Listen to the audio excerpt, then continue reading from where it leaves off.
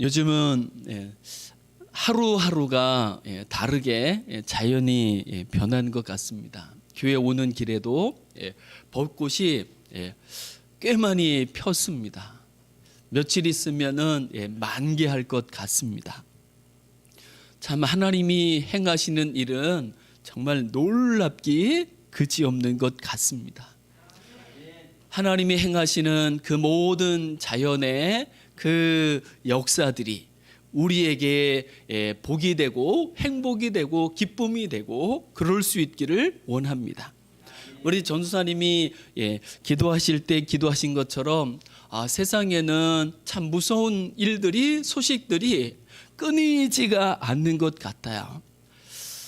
지금 이 지구촌에서 가장 불행한 아픈 나라를 꼽으라고 한다면 아마 미얀마라는 나라를 꼽을 수 있을 것 같습니다. 옛날에 버마라고 했던 나라이기도 한데요.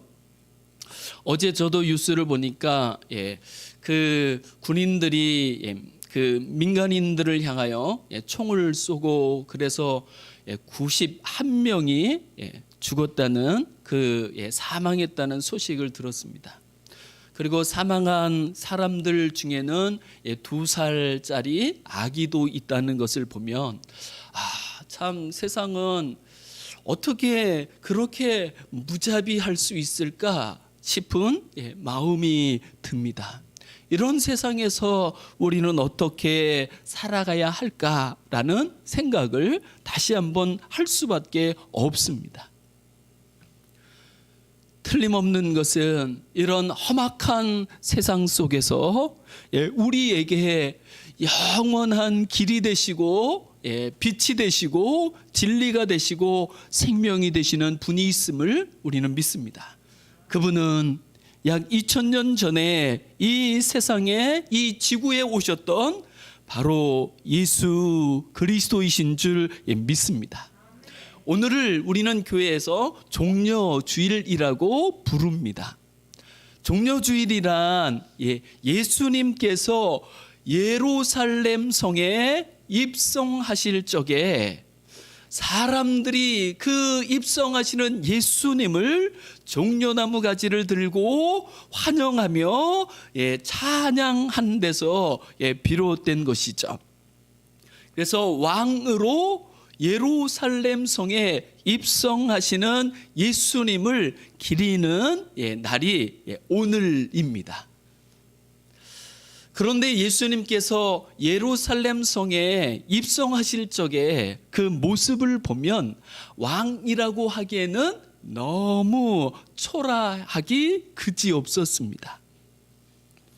보통 왕들은요 전쟁에서 총칼을 가지고 승리해가지고 그래서 군말을 수십 마리의 그 말들을 대동하고 수많은 군사들이 호위하면서 의기양양하게 그 성으로 들어오게 되죠. 그런데 예수님이 입성하실 적에 왕이라고 하시는 예수님이 입성하시는 그 모습은 세상에 그 왕들이 성으로 들어가는 것하고는 너무너무 다르다는 것을 볼 수 있습니다. 예수님은 어린 나귀 새끼를 타셨습니다. 그냥 예수님을 태우기도 한 사람을 태우기도 버거울 수 있는 그 어린 나귀를 타고 예루살렘 성으로 들어가십니다. 한번 생각해 보십시오. 그 모습이 다른 사람이 볼 적에는 얼마나 우스꽝스러웠을까요? 저게 무슨 왕이야? 이렇게 비웃는 조롱하는 사람도 많았을 것입니다. 그런데 성경은 이렇게 말씀합니다. 예수님이 굳이 어린 나귀를 타신 이유가 무엇일까요? 라는 것에 대해서 성경은 나귀가 상징하고 있는 의미가 있기 때문에 그렇습니다. 무엇일까요? 평화입니다. 전쟁은 아니 말은 전쟁을 상징하기도 하죠. 그런데 나귀는 평화롭게 농사를 지으면서 살아가는 그 모습을 상징합니다. 그래서 예수님은 당신이 칼이나 아니면 창을 가지고 전쟁을 일으켜 승리해가지고 왕으로 존재하는 그런 왕이 아니라 예수님은 평화의 왕으로, 전쟁이 아닌 사랑으로, 진정한 왕으로 계시는 분임을 우리에게 알려주고 계시는 것을 우리는 생각할 수 있는 거죠. 예수님은 칼을 드신 분이 아니십니다. 창을 드신 분이 아닙니다. 돌을 든 사람이 아닙니다. 예수님은 사랑을 가지고 그 사랑으로 왕이 되기를 원하셨고, 그 사랑으로 참된 평화를 우리에게 나누시기를 원하신 분이신 줄 믿습니다. 요한복음 3장 16절은 우리에게 이렇게 말씀하죠. 하나님이 세상을 이처럼 사랑하사 독생자를 주셨으니 이는 저를 믿는 자마다 멸망하지 않고 영생을 얻게 하려 하심이니라. 이 사랑이 우리에게도 부어지고 이 사랑에 이끌려 무서운 세상이라 할지라도, 험악한 세상이라 할지라도 넉넉히 능히 살아갈 수 있는 우리가 될 수 있기를 원합니다. 우리의 손에 칼이 들려지는 것이 아니라, 우리의 손에 돌이 들려지는 것이 아니라, 우리의 손에 주님이 우리에게 주셨던 그 사랑이 들려질 수 있기를 주님의 이름으로 축복합니다. 그래서 주님의 생명 주신 그 사랑을 받아 우리의 걸음이 사랑의 걸음이 될 수 있기를, 우리의 손길이 사랑의 손길이 될 수 있기를 주님의 이름으로 축복합니다. 주님이 우리를 얼마나 사랑하셨는지, 우리를 사랑하시되 말로만 사랑하신 것이 아니라 생명을 주시기까지 사랑하신 그 사랑을 우리가 얼만큼 받느냐 흡수하느냐에 따라 가지고 우리는 험악한 세상, 무서운 세상에 굴하지 않고, 그 세상을 따라가지 않고, 세상을 닮아가지 않고, 오히려 그 세상을 능가하며 역행하며 새로운 삶을 살아갈 수 있게 되는 줄 믿습니다. 그러므로 평화의 왕으로 이 세상에 오신 주님 앞에 서서 그 주님을 배우고 그 주님을 알아가고 그 주님을 고백하는 일은 우리에게 있어서 얼마나 중요한지 말할 수 없습니다. 오늘 본문 말씀에 보면 예수님께서 당신이 누구이신가를 다윗의 고백을 통해서 사랑하는 사람들에게 가르쳐주고 계시는 것을 볼 수 있습니다. 41절 말씀을 보면 이렇게 말씀하시죠. 예수께서 그들에게 이르시되 사람들이 어찌하여 그리스도를 다윗의 자손이라 하느냐. 그리스도란 메시아 구원자라는 의미를 가지고 있습니다. 그러니까 그리스도를, 예수님을 사람들은 다윗의 자손 이렇게 생각했습니다. 이렇게 생각한 것만 해도 괜찮죠. 그래도 굉장히 상식적이죠. 그러나 대부분의 사람들은요, 예수님을 다윗의 자손이지만 다윗의 자손 취급조차 하지 않았습니다.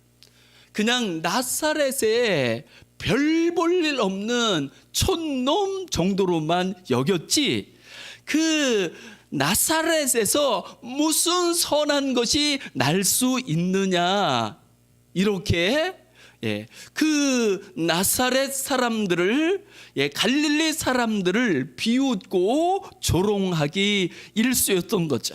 그 중에 예수님도 한 명일 뿐이었습니다. 별 볼 일 없는 촌사람일 뿐이었습니다. 그러나 과연 그럴까요? 시편 말씀을 예수님께서 말씀하시면서 그들이 꿈꾸는 다윗 왕에 대해서, 다윗 왕이 어떻게 그리스도에 대해서, 예수님에 대해서 고백했는지를 우리에게 가르쳐 주고 있습니다. 어떻게 말씀하셨을까요? 42절을 보시면 시편에 다윗이 친히 말하였으되, 다윗이 뭐라고 말했을까요? 이렇게 말했습니다. 주께서 내 주께 이르시되. 여기서 앞에 나오는 주님을 누구이실까요? 그것은 성부 하나님을 이야기하는 거죠. 그러면 그 다음에 나오는 내 주께에서 주는 누구이실까요? 그것은 바로 이 세상에 다윗의 자손으로 오신 예수님을 이야기하는 거죠. 성자 예수님이십니다. 그러니까 다윗은요, 성부 하나님께서 성자 예수님을 향하여 말씀하시는 그 말씀을 듣고, 다윗은 성자 예수님이 누구이신지를 깨달아 알고 입을 열어 고백하는 사람이었습니다. 놀랍게 그지없죠. 43절, 그 성부 하나님께서 뭐라고 그 성자 예수님 아들에게 말씀하셨을까요? 이렇게 말씀하셨습니다. 정말 의미심장한 말씀이 아닐 수 없습니다. 저희 같이 한번 읽어보시면 좋겠습니다. 43절입니다. 시작. 내가 내 원수를 내 발등상으로 삼을 때까지 내 우편에 앉았으라 하셨도라 하였느니라. 아멘. 여기서 내가는 누구예요? 성부 하나님이시죠. 내 할 때 너는 예수님이시죠. 예수님에게 원수가 있었습니다. 그래서 하나님 아버지께서 말씀하십니다. 내가 너의 원수를 너의 발등상으로 삼을 때까지 내 우편에 앉았으라. 이렇게 말씀하시는 것을 누가 들었다고요? 다윗이 듣고 다윗이 알고 있었습니다. 이 43절의 이 말씀은 어마어마한 말씀입니다. 짧은 한 구절이지만 이 구절이 담고 있는 그 내용은 어마어마한 내용이라는 것을 알 수 있습니다. 제가 조금만 소개해 보도록 하겠습니다. 내 원수는 누구일까요? 그것은 예수님이 언급하셨던 세상 임금이라고 일컬어지는 거죠. 그래서 마치 세상을 자기 세상 인장 생각하며 수많은 악으로 그 사람들을 짓밟고 못 살게 하는 세상 임금, 그리고 그 임금을 따르는 무리들을 일컫는 것입니다. 그 세상 임금을 우리는 또 다른 말로 마귀라고 일컫기도 하고 사단이라고 일컫기도 합니다. 그리고 그 마귀라고 일컫는 그 존재, 사단이라고 일컫는 그 존재는 세상의 모든 악의 뿌리가 되는 존재입니다. 그래서 하나님께서는 이 세상의 모든 악들을 제거하는 날을 정하시고 그 날을 이루실 것을 말씀하고 계십니다. 그것을 이렇게 표현하신 거죠. 너의 원수를 너의 발등상으로 삼을 때까지. 그러니까 그 모든 악들을, 세상의 악을 예수님께서 멸하실 때를 이야기하시는 거죠. 틀림없는 것은요, 세상의 모든 죄악이 멸해지는 날이 올 것입니다. 그러면 세상은 어떻게 될까요? 끝나죠. 뿐만 아니라 새로운 시작이 있게 되죠. 그 시작을 우리는 이 땅에 임한 하나님의 나라라고 이야기하게 되는 거죠. 이 말씀을 요한계시록 11장 15절 지난번에도 살펴보셨는데 저희 한 번만 더 같이 보시면 좋겠습니다.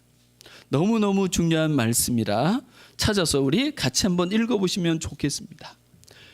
요한계시록 11장 15절입니다.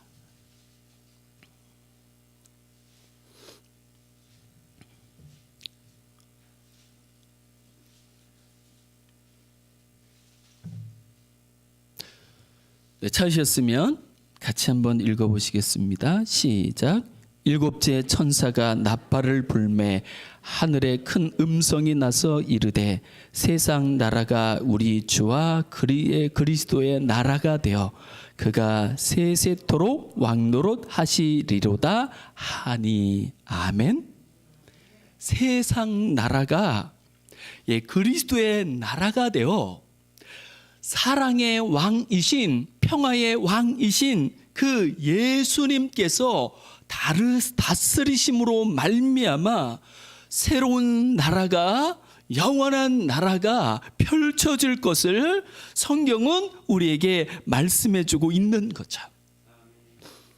예수님께서 재림하시게 되면, 예수님께서 다시 오시게 되면 이런 일이 우리가 살아가는 무섭다고 이야기할 수밖에 없는, 험악해서 살아갈 그 때로는 그 힘을 상실하게도 되는 여기에 이루어질 것을 우리는 믿습니다.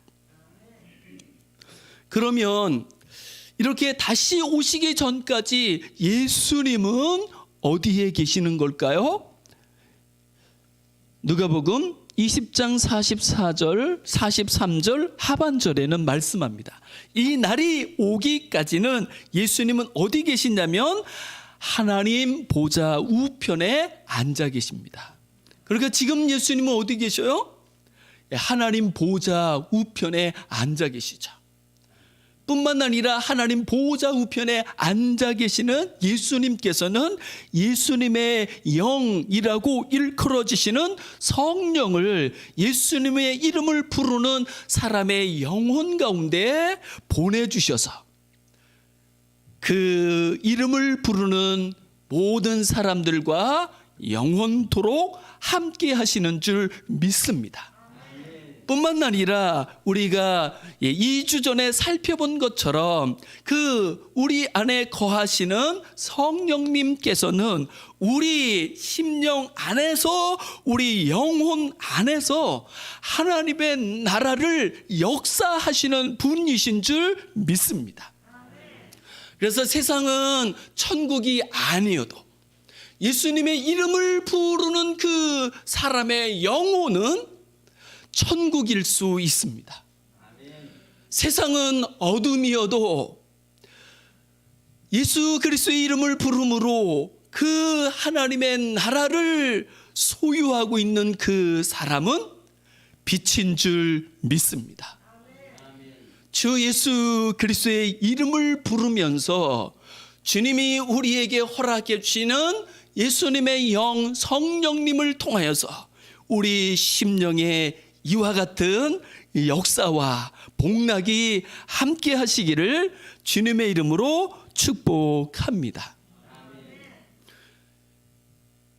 예수님께서는 지금 하나님 보좌 우편에서 이제 우리를 위하여 우리가 영원히 그 누릴 나라를 예비하시고 준비하고 계시는 줄 믿습니다. 그런데 정말 놀라운 것은요, 이 고백을 누가 했다고요? 다윗이 했다고요. 다윗은 언제 사람일까요? 예수님이 오시기 전 1000년 이전에, 약 1000년 이전의 사람입니다. 그러니까 예수님이 오시기 전 1000년 이전의 다윗은 예수님이 이 세상에 오실 뿐만 아니라 죽으시고 부활하시고 그리고 하늘로 올리우셔서 하나님 보좌 우편에 앉아 계시다가 이제 이 세상 나라를 그리스도의 나라가 영원한 하나님의 나라가 되게 하기 위하여 다시 오실 예수님까지를 다윗은 보고 있었고 믿고 있었고 알고 있었고 고백하고 있는 것을 볼 수 있습니다. 저는 우리가 고백하는 사도신경 고백을 무지무지하게 중요하게 생각하고 사랑하는 사람 중에 한 사람입니다. 그래서 저희는 모일 때마다 새벽에도 이 사도신경을 항상 고백하려고 합니다. 이 고백을 하면서 우리의 마음이 뜨거워질 수 있고 그 고백인 마음에 부딪히고 느껴지고 경험될 수 있다고 한다면요, 그 사람은요 정말로 복 있는 사람임이 틀림없습니다. 여러분, 우리가 고백하는 사도신경을 한번 보시면 좋겠습니다. 우리가 읽었던 누가복음 20장 43절의 내용이 조금 더 풀어져 가지고 고백되는 고백이라는 것을 알 수 있습니다. 사도신경을 보면 이렇게 고백하죠. 전능하사 천지를 만드신 하나님 아버지를 내가 믿사오며. 그 다음입니다. 그 다음부터는 이제 다윗이 고백했던 그 고백과 똑같다는 것을 알 수 있습니다. 그 외아들 우리 주 예수 그리스도를 믿사오니, 그 예수님을 믿습니다. 그런데 그 예수님은 어떤 분이셔요? 이는 성령으로 잉태하사 동정녀 마리아에게서 나시고 본디오 빌라도에게 고난을 받으사 십자가에 못 박혀 죽으신 분이십니다. 그러나 죽으실 뿐만 아니라 장사한 지 사흘 만에 죽은 자 가운데서 다시 살아나시며 다시 살아나신 분이십니다. 그리고는요, 하늘에 오르사 전능하신 하나님 우편에 앉아 계시다가 저리로서 산자와 죽은 자를 심판하러 오시리라. 이 사도신경은 이 세상에서 인생이 깨닫고 드릴 수 있는 가장 거룩하고 가장 위대한 고백이라고 저는 믿습니다. 다른 것은 몰라도 이 사도신경으로 신앙을, 믿음을 고백할 수 있는 사람이라고 한다면 그 사람은 진정한 성공자요 승리자라고 저는 확신합니다. 이 고백이 우리의 고백이 될 수 있기를, 그리고 이 고백이 날마다 우리 입술을 통하여 하늘로 올리워지며 그 고백에 이끌려 역사하시는 하나님의 역사로 말미암아 지금도 여기에서도 이 육체 속에서도 험악하고 무섭기조차 한 이 세상에서도 빛 가운데 살아가며 사랑 가운데 살아가며 그리고 하나님의 나라를 여기에서도 그 믿음으로 누리면서 살아가는 예수님의 사람, 천국의 사람 될 수 있기를 주님의 이름으로 축복합니다. 그래서 예수님은요, 육체적으로만 생각할 뿐이 아닙니다. 그분의 육체는 그냥 있다가 사라지는 의복에 지나지 않는 것이죠. 그분의 진면목은 그 예수님께서 영이시라는 것입니다. 예수님의 진면목은요, 육체에 있지 않습니다. 육체의 모습에 있지 않아요. 그분이 영이라는, 즉 하나님의 아들이시라는 데 있습니다. 보실까요? 그분이 하나님의 아들이심으로 나타나는 역사, 그 역사 중에 가장 중요한 역사는요, 죽으실 뿐만 아니라 다시 살아나사 영원히 사시는 진정한 생명의 역사가 그분에게 있습니다. 로마서 1장 말씀을 한번 같이 찾아보시면 좋겠습니다. 로마서 1장입니다.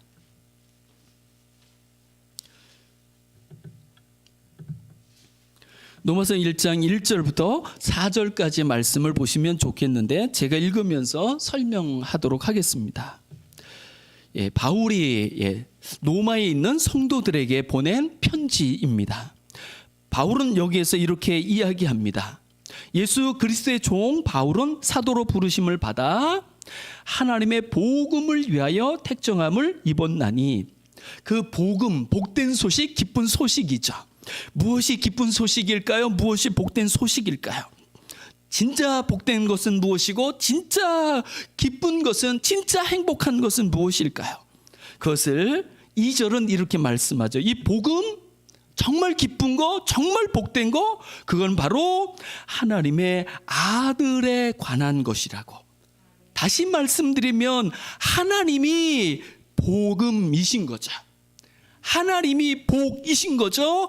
하나님이 기쁨이신 거죠. 하나님이 즐거움이, 행복이 되시는 거죠.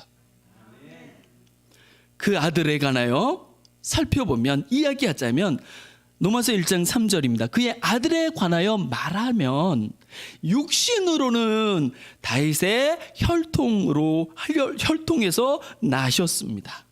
그런데 그것이 그분의 전부가 아닌 거죠. 이것과는 비교할 수 없는 그분의 진짜 모습이 있었는데, 그것은 4절에서 말씀해주고 있습니다. 4절은 이렇게 말씀합니다. 성결의 영으로는 죽은 자들 가운데서 부활하사 능력으로 하나님의 아들로 선포되셨으니 곧 우리 주 예수 그리스도시니라. 누구시라고요? 성결의 영으로 하자면 그분은 하나님의 아들이십니다. 하나님 아들이시기 때문에 그분은 죽음을 이기시고 살아나실 수 있었고 영원히 사실 수 있었던 거죠. 그래서 바울은 빌립보 3장에서 이렇게 고백합니다. 내가 예수님을 알 수 있다 그러면, 내가 예수님 앞에 설 수 있다고 한다면, 내가 가장 귀하게 여기고 유익하다고 생각했던 것들을 배설물로 여길 뿐이라고 말씀하고 있습니다. 지금 이 세상을 살아가면서 여러분을 들뜨게 하는 소식이 있습니까? 여러분의 마음을 흥분하게 하는 것들이 있습니까?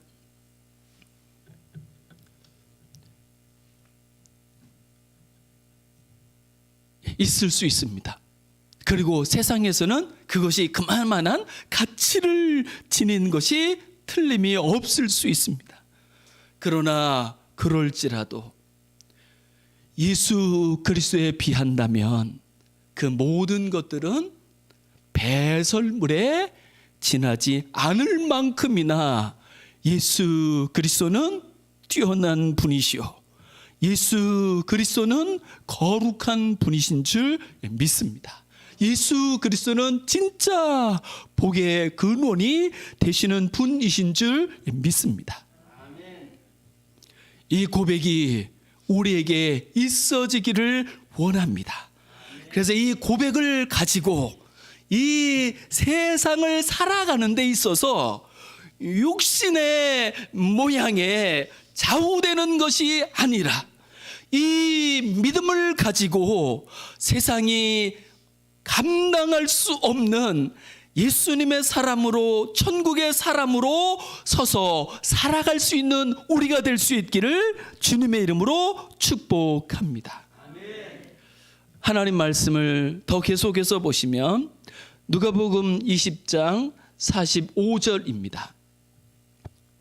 예수님께서 사랑하는 제자들에게 교훈하십니다. 그 교훈하신 게 무엇일까요?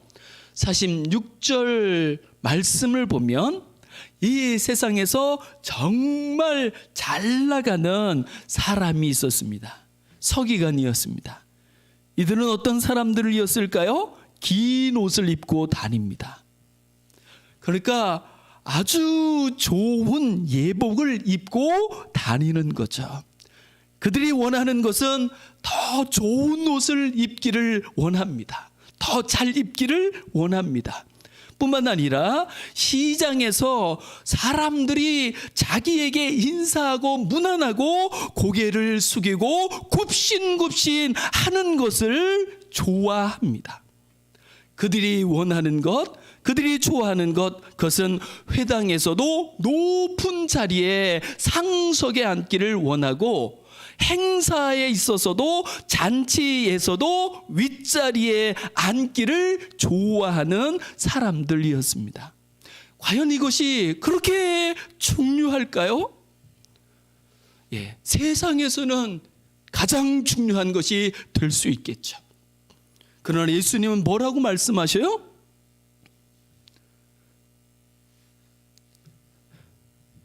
(47절에서는) 이렇게 말씀합니다. 그들이 더 엄중한 심판을 받으리라 라고 고백합니다.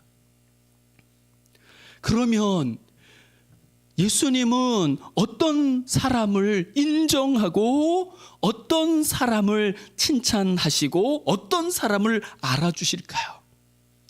뜻밖의 사람인 것을 우리는 21장 1절부터 4절 말씀을 통해서 살펴볼 수 있습니다. 예수님의 마음을 이끌며 예수님의 시선을 주목하게 만드는 그 사람은 어떤 사람이었을까요? 그것은 과부였었습니다. 어떤 과부였을까요? 그냥 과부가 아니에요. 가난한 과부였었습니다. 예수님께서 성전에서 사람들이 헌금하는 것을 보셨습니다. 21장 1절을 보면 부자들도 교회에 왔습니다. 헌금함에 헌금을 했는데 큰 액수의 돈을 넣었습니다. 그리고 예수님께서 또 보셨습니다. 2절 말씀을 보면 어떤 가난한 과부가 2렙돈 넣는 것을 보셨습니다. 부자가 놓은 그 헌금은 얼마짜리였을까요? 아마 10,000원짜리, 50,000원짜리였지 않았을까? 그러면 과부가 넣었던 2렙돈, 그 렙돈은 얼마짜리였을까요? 이 렙돈은 그 당시에 가장 작은 화폐 단위였었습니다. 굳이 지금의 가치로 이야기하자면 한 500원 정도? 붕어빵 한 개 값 정도 됩니다. 그런데 예수님은 뭐라고 말씀하셔요? 3절입니다. 이르시되 내가 참으로 너희에게 말하노니 이 가난한 과부가 다른 모든 사람보다 많이 넣었도다.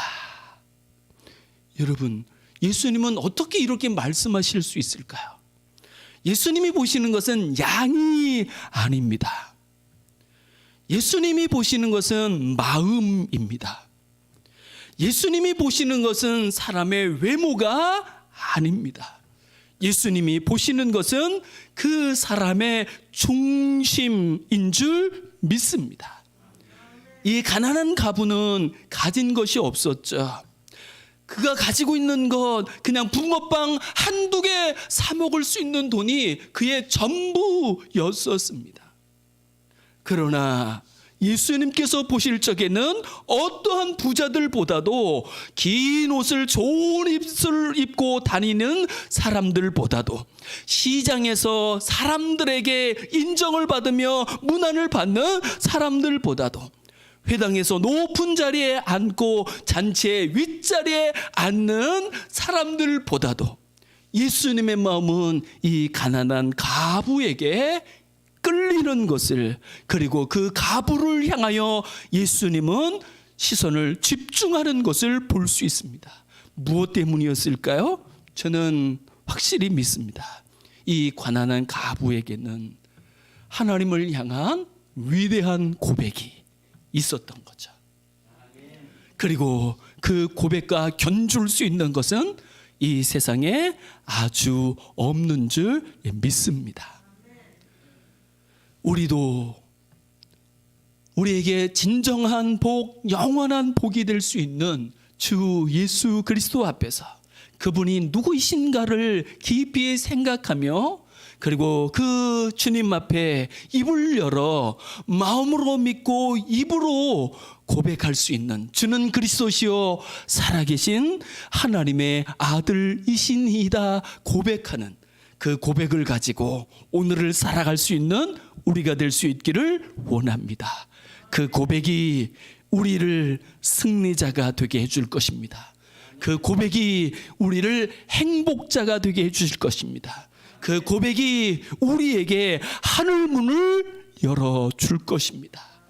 이 거룩한 고백을 가지고 하늘문을 열어가며 천국길을 걸어갈 수 있는 우리가 될 수 있기를 주님의 이름으로 축복합니다. 우리 시간 같이 한번 기도하시면 좋겠습니다. 세상은 육으로 판단하는 일이 비일비재합니다. 그러나 주님은 외모를 보시지 않고 사람의 마음을, 중심을 보시는 분인 줄 믿습니다. 사람을 가장 위대하고 거룩하고 복되게 할 수 있는 것, 그것은 바로 우리를 창조하신 하나님이신 줄 믿습니다. 하나님을 향한 고백이 있다면 그 사람은 이 세상에서 육신의 모양이 어떠하든지 가장 위대하고 가장 존귀하며 가장 보배로운 사람인 줄 믿습니다.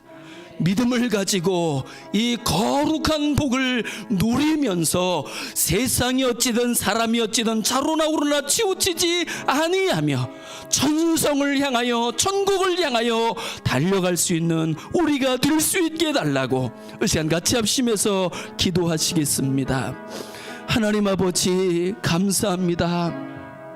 우리가 살아가는 세상, 우리 육체로는 때로는 너무나도 버겁기도 하고 감당할 수도 없고, 세상에 좋다는 것들을 따라가는 것조차 아버지 하나님 힘겨울 때가 많아 낙심하고 절망할 때도 많지만, 하나님 이 한 시간도 영원한 복, 참된 복, 진정한 행복이 되시는 하나님 앞에서 이제 하나님을 믿는 믿음, 하나님 나타내시기 위하여 이 세상에 오신 하나님이신 주 예수 그리스도 앞에서 저는 그리스도시요 살아계신 하나님의 아들이라 고백하며 주님이 주시는 참된 기쁨, 참된 복락, 영원한 하나님의 나라를 이 육체 속에서도 맛보며 누리며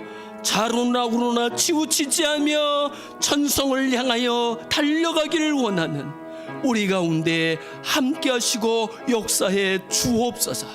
이제 사람의 외모가 아니라 육체가 아니라 이 거룩한 고백을 가지고 이 거룩한 고백에 의하여 하나님이 주시는 영원한 하나님의 나라를 맛보며 누리며 살아갈 수 있는 천국의 사람 되게 해 주시옵소서.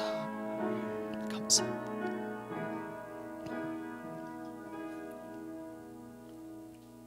하나님, 사람이 무엇으로 살리기까?